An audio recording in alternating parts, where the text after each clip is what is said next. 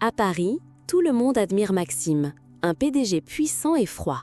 Mais derrière ses costumes élégants, il cache une vérité. Il est père célibataire, veuf depuis 3 ans. Sa fille, Élise, a 8 ans. Et malgré tout son argent, il n'arrive pas à combler son absence d'amour. Avant que je vous raconte comment une simple gouvernante va changer son destin, abonnez-vous pour ne pas manquer cette histoire d'amour interdite. À Paris, la nuit tombe doucement. Les lumières de la ville se reflètent sur les vitres immenses du bureau de Maxime. Il est seul, toujours seul. Son regard est fixé sur des dossiers, mais son esprit, lui, est ailleurs. Depuis 3 ans, il vit pour son entreprise.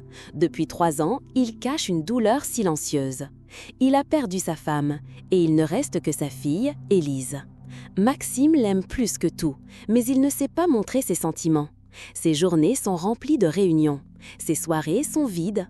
Il rentre toujours tard. La maison est grande, mais froide. Un silence pesant habite chaque pièce. Jusqu'au jour où Clara arrive. Jeune gouvernante, au sourire discret, elle n'a rien de luxueux, mais sa douceur réchauffe Élise dès le premier instant. Un soir, Maxime rentre plus tôt que prévu. Il marche dans le couloir sombre de son manoir. Puis, il entend une voix douce. Il s'arrête. La voix vient de la chambre de sa fille. Il ouvre lentement la porte et il la voit. Clara est assise près du lit. Élise rit aux éclats, blottie contre elle. La petite serre son nounours. Elle écoute chaque mot comme s'il s'agissait d'un trésor. Maxime reste figé. Son cœur, endormi depuis longtemps, se serre étrangement. Il observe en silence. Clara ne l'a pas vu. Elle sourit, elle caresse les cheveux d'Élise. La maison, autrefois glaciale, respire soudain la vie. Maxime referme la porte sans bruit. Il ne veut pas interrompre ce moment, mais il sait déjà que cette femme va bouleverser son univers. Quelques jours plus tard, un nouveau problème surgit. Le conseil d'administration exige sa présence à un gala prestigieux à Bordeaux. Un événement mondain, des investisseurs, des regards curieux. Maxime déteste ces soirées, mais cette fois, il y a une pression différente. On lui répète « Vous devez venir accompagner, vous devez paraître stable ». Alors, il prend une décision froide. Un soir, dans le salon, il fixe Clara et dit « Tu viendras avec moi ». Elle le regarde, surprise. « Avec vous? Mais pourquoi ?» Son ton est glacial. « Tu seras ma petite amie. » Une illusion, rien de plus. Le cœur de Clara bat à toute vitesse.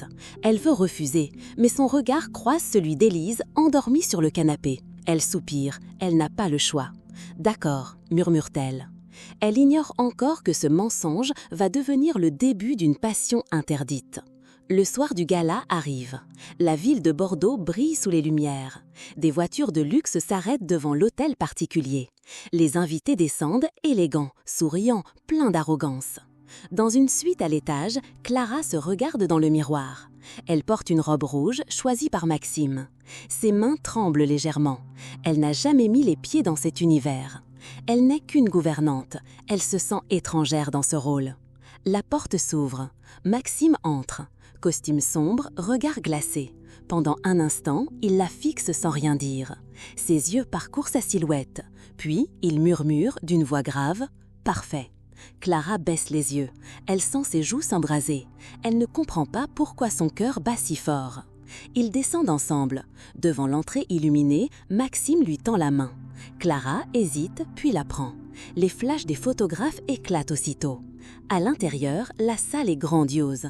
Cristaux, dorures, musique classique. Tous les regards se tournent vers eux. Les murmures fusent. Qui est cette femme? Le grand Maxime n'est plus seul. Maxime garde son masque froid, mais il joue son rôle à la perfection. Sa main effleure la taille de Clara. Il se penche parfois pour lui dire quelques mots à l'oreille. De loin, il ressemble à un couple passionné. Pourtant, à chaque geste, Clara sent une chaleur nouvelle. Elle se répète que ce n'est qu'un jeu, qu'il ne faut pas croire à ce contact. Mais son corps, lui, réagit. Elle a le souffle court, le cœur en désordre. Au milieu de la soirée, Maxime l'entraîne à l'écart.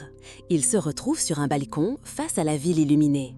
Le vent joue avec les mèches de cheveux de Clara. Un silence lourd les entoure. Elle ose le regarder. Il soutient son regard. Ses yeux ne sont plus froids. Ils brûlent. Clara murmure. « Pourquoi tu fais ça, si bien ?» Maxime se rapproche lentement. Sa voix est basse, troublante. Parce que, avec toi, ce n'est pas seulement un rôle. Le cœur de Clara s'emballe. Elle détourne le regard.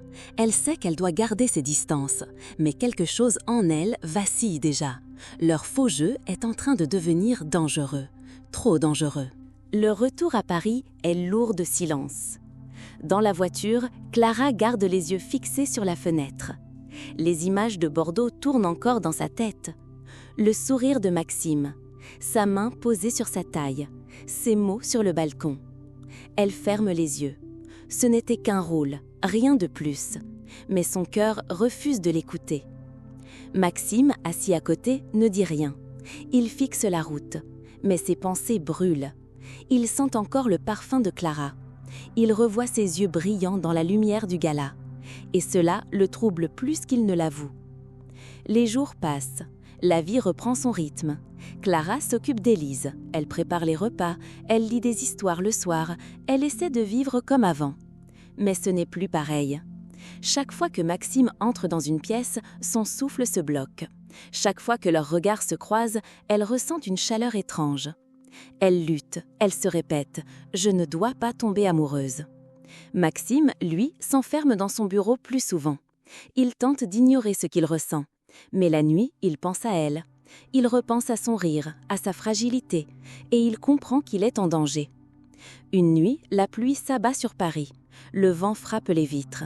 La maison est plongée dans le silence. Clara ne trouve pas le sommeil. Elle descend à la bibliothèque. Elle s'assoit près de la grande fenêtre. Un livre dans les mains, mais ses yeux ne lisent rien. Maxime entre soudain. Il porte une chemise légèrement ouverte. Ses cheveux sont décoiffés. Il semble fatigué, presque vulnérable. « Tu ne dors pas ?» demande-t-il doucement. Clara secoue la tête. Le bruit de la pluie m'empêche de trouver le repos. Il s'approche. Il s'assoit face à elle. Le silence entre eux devient pesant.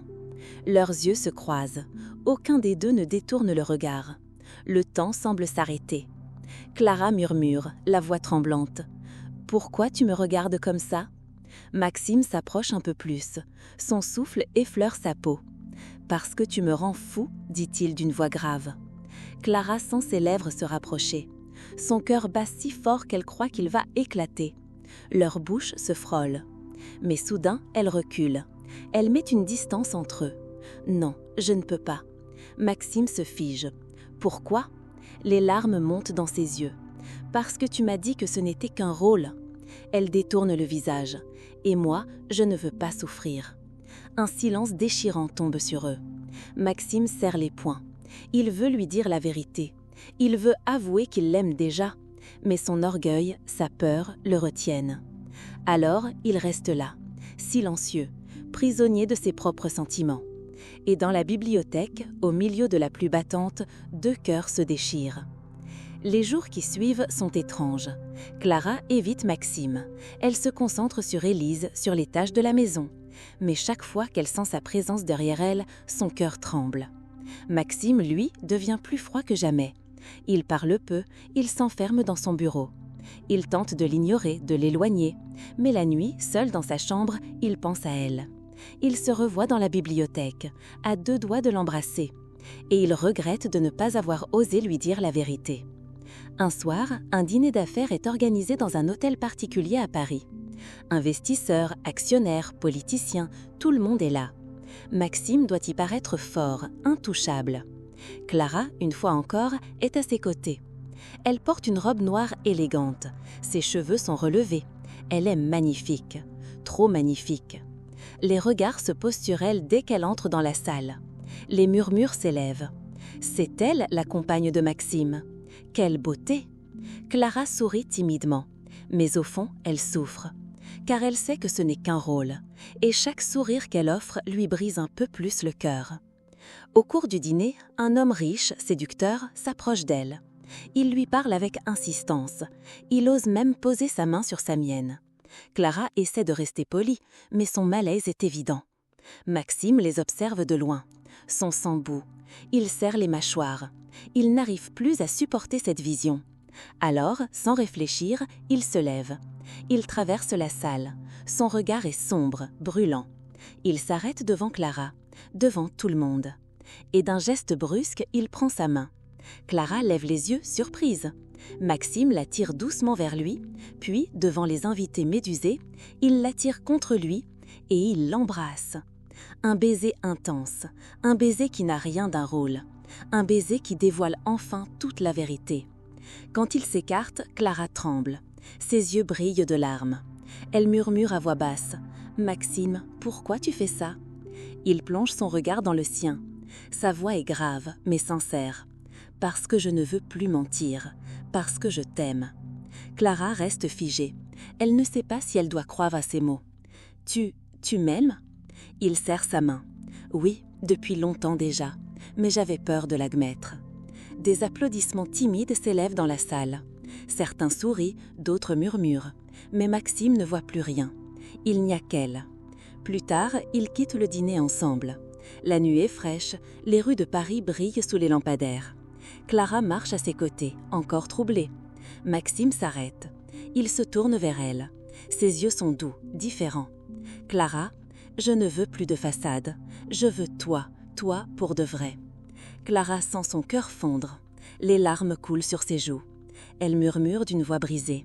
« Moi aussi, je t'aime. » Il l'attire contre lui. Ils s'embrassent à nouveau. Un baiser long, tendre, libérateur.